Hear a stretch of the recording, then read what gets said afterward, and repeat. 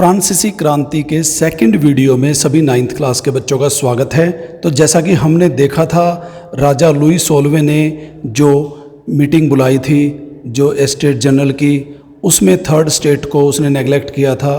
तो इसके विरोध में 20 जून 1789 को थर्ड स्टेट ने वर्साई के टेनिस कोर्ट में एक मीटिंग की, अपने आप को नेशनल असेंबली घोषित कर दिया और ये डिसाइड किया गया कि जो सम्राट है लुई 16वां है उसकी शक्तियों को कम किया जाएगा और एक ऐसा संविधान बनाया जाएगा जिसमें सभी को समान अधिकार प्राप्त होंगे और ये असेंबली अब बंद नहीं होगी। तो उस समय के फ्रांसीसी समाज की जो मुख्य विशेषताएं हैं उन पर हम एक नज़र दौड़ाते हैं। उस समय की बात करें तो उससे पहले 1715 में फ्रांस की जो जनसंख्या थी वो 2.3 करोड़ थी और 1789 में बढ़कर 2.8 करोड़ हो गई थी। तो जनसंख्या बढ़ चुकी थी। दूसरी अगर विशेषता की बात करें अगर हम, तो जो 3 स्टेट थे उसमें प्रथम स्टेट में पादरी चर्च के अधिकारी आते थे, द्वितीय स्टेट में कुलीन वर्ग आते थे, सामंत आते थे, राजघराना आता था, तीसरे स्टेट में किसान, शिल्पकार, मजदूर, अध्यापक, व्यापारी, लेखक, वकील, साहित्यकार आदि आते थे। तीसरे स्टेट में सभी आम वर्कर, आम आदमी आते थे, लेकिन सारा करों का बोझ तीसरे स्टेट पर था। पहले और दूसरे स्टेट को जो विशेषाधिकार प्राप्त थे उनकी वजह से उन पर कोई बोझ नहीं था करों का। सभी प्रकार के जो खर्च थे वो पूरा करने के लिए जो सारा बोझ था वो तीसरे स्टेट पर था। जनसंख्या का 90% हिस्सा काश्तकारों का था जो वास्तव में खेती करते थे।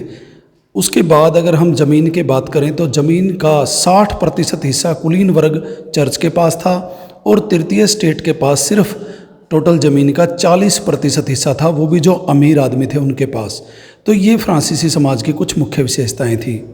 जो और मुख्य तौर पर बात जो ध्यान देने योग्य थी वो ये थी कि पहले और दूसरे स्टेट के लोगों पर कोई टैक्स नहीं था, उन्हें बहुत सारे विशेष अधिकार प्राप्त थे। और जो दूसरे स्टेट में सामंत आते थे वो तो काश्तकारों से लगान भी लेते थे।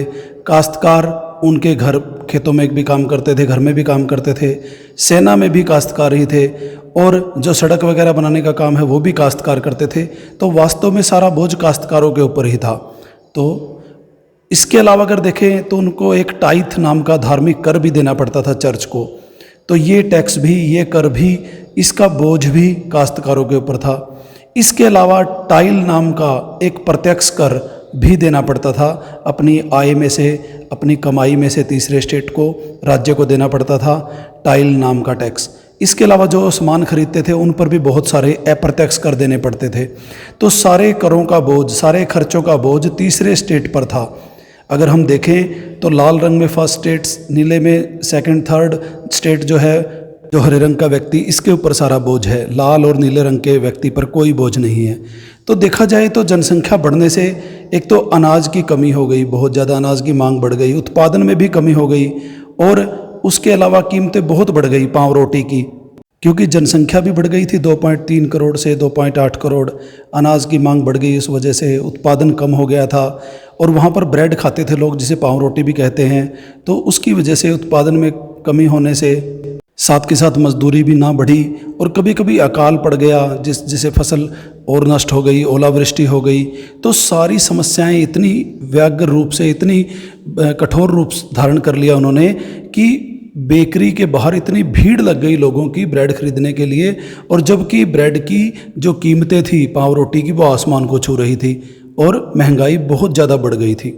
इन सभी समस्याओं से घिरे हुए थर्ड स्टेट के पास क्रांति करने के अलावा और कोई चारा नहीं था। भूखे पेट ही, नंगे बदन ही क्रांति लेकर आते हैं।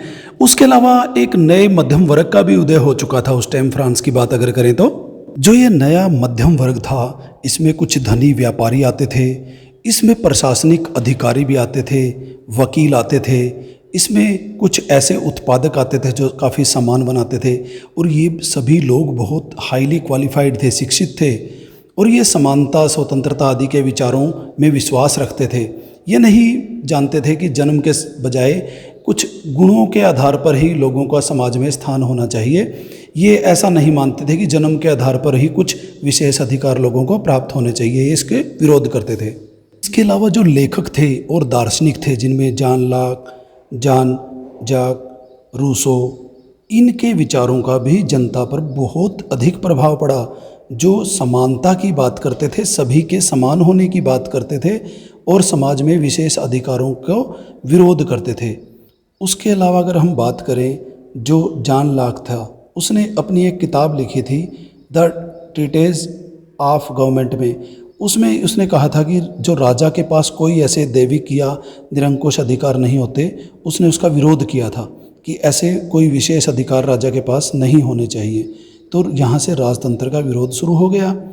उसके अलावा अगर बात करें, रूसो ने भी एक किताब लिखी थी the spirit of the law में। इसमें भी उसने कहा था कि शक्तियों का बंटवारा सरकार और जनता के बीच होना चाहिए, समानता के आधार पर होना चाहिए, न्यायपालिका, कार्यपालिका और विधानपालिका के आधार पर।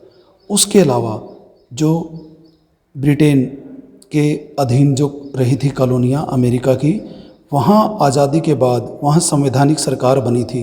तो इस उदाहरण के बाद फ्रांसीसी लोग भी चाहते थे उनके यहाँ भी एक अच्छी संवैधानिक सरकार बने, जैसे उन उपनिवेशों में बनी थी जो ब्रिटेन के अधीन थे।